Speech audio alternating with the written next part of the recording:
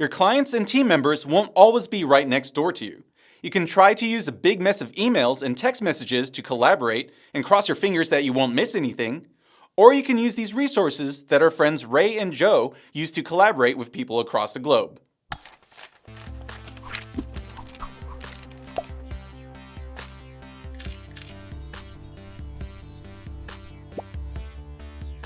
Hey, I'm Joe.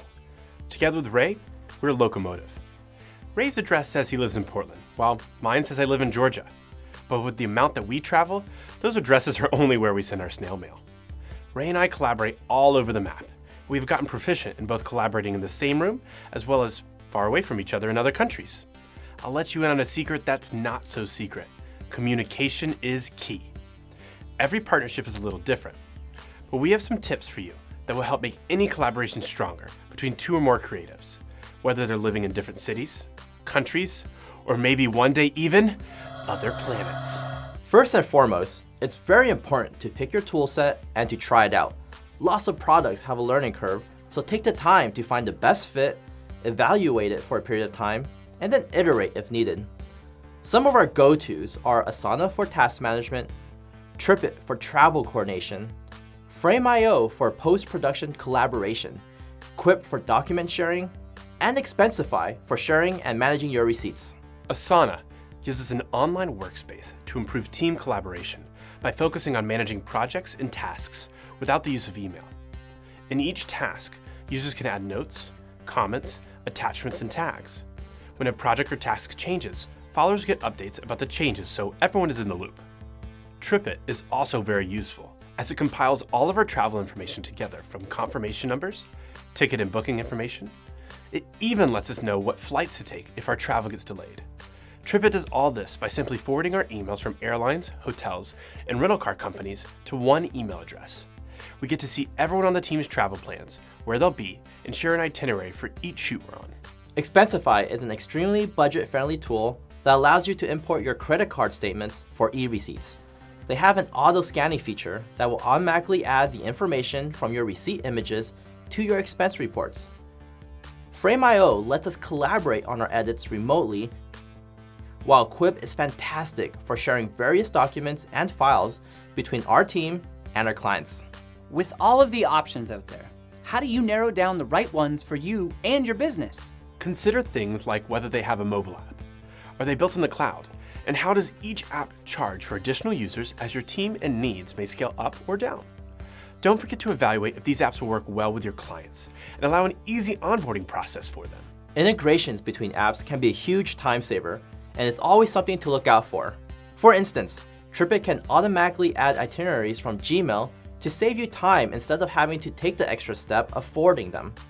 Similarly, you can quickly email documents from your inbox to Quip to start a collaborative document in the cloud.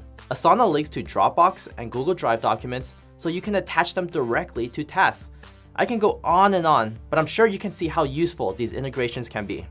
Occasionally, you may find that your current toolset isn't working as efficient as it could be. If this is the case, ensure that you can clearly explain to your team what the problem is and how you plan to fix it. If you're constantly changing your workflow and trying the next big thing, it can seriously drain your collaborators. So find a healthy balance of improvements and growth and try to keep them in a similar familiarity and comfort level. Don't scare your clients or team away. That's a really good point. Implementing a workflow and sticking to it is key.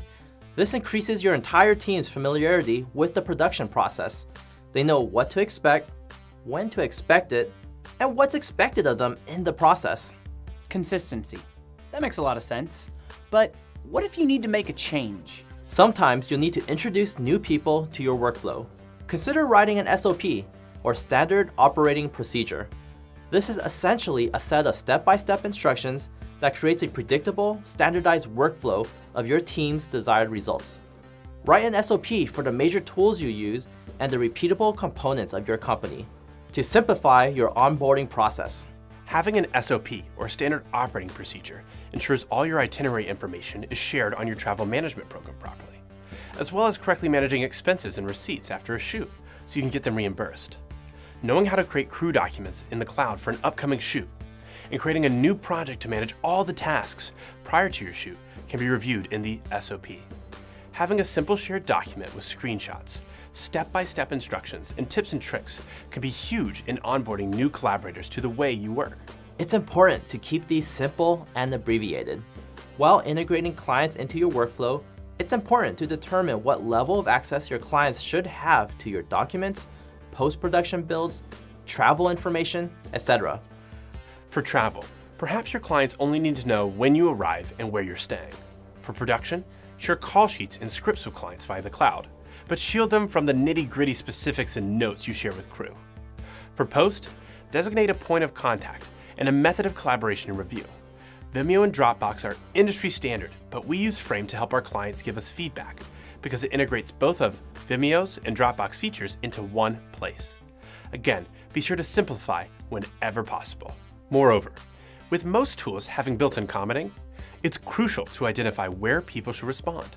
An email thread, a comment on your task management system, or on the document itself. Whenever possible, use tagging features to your advantage. We limit our use of email for important information and high-level updates. Keep project conversations organized on a chat thread and talk about specifics on the related tasks or document. If people are feeling overwhelmed by the communication, consider sending out daily or weekly update emails to collaborators. Advise them to look into their notification settings if they're overwhelmed or their phone is blowing up too much. Consider setting dedicated times to handle emails or schedule calls and set a timer so you can focus on the most important items first. Prioritize whenever possible. I'm personally a big fan of Boomerang to help me keep my inbox close to zero and focus on work when and where I decide to. Keeping your collaboration strong with a remote client isn't that hard as long as you keep on it. Video chat services like Google Hangouts and Skype can help increase presence, even when you're working remotely. A little FaceTime is more personal and helps everyone stay focused and on task during the conversation. End each conversation by clearly identifying action items, next steps, and who's responsible. And don't forget an abbreviated follow-up email. We like to set up regular check-ins so clients can stay on top of where their project stands. It keeps them in the loop without overwhelming them with constant communication. We use one-click Hangouts to create a link we can email and share on calendar invites. Consider using a meeting scheduler like Calendly or Doodle to allow clients to pick the best time to connect with you. This requires keeping your digital calendar up to date, but can save you time and any email confusion when finding the best time to talk. And just like video chat, screen sharing can also be huge. Join.me is a great free service that allows you to bring the edit room to your team or clients with the click of a button. It's best to share a video link ahead of time for collaborators to gather their thoughts, but screen sharing can help make the feedback process more dynamic, visual, and engaging. Collaborating remotely definitely takes communication, planning, and focus. It is essential that you establish a workflow that is simple and easy to learn. With this type of workflow in place, it creates a safety net that will make sure nothing slips through the cracks. Once you've established that everyone is in the loop and focused, it'll ensure success on every level of your projects. So figure out what system works best for you and your company and get cracking. Who would have thought collaborating remotely was so doable? It sure makes the world feel a little bit smaller. Did you just learn something new to up your filmmaking game? Well, learn even more with our other tutorials. And remember to subscribe to know when new videos are released. Got questions? Ask away in the comments section. Or just say hi. Hi. How you doing?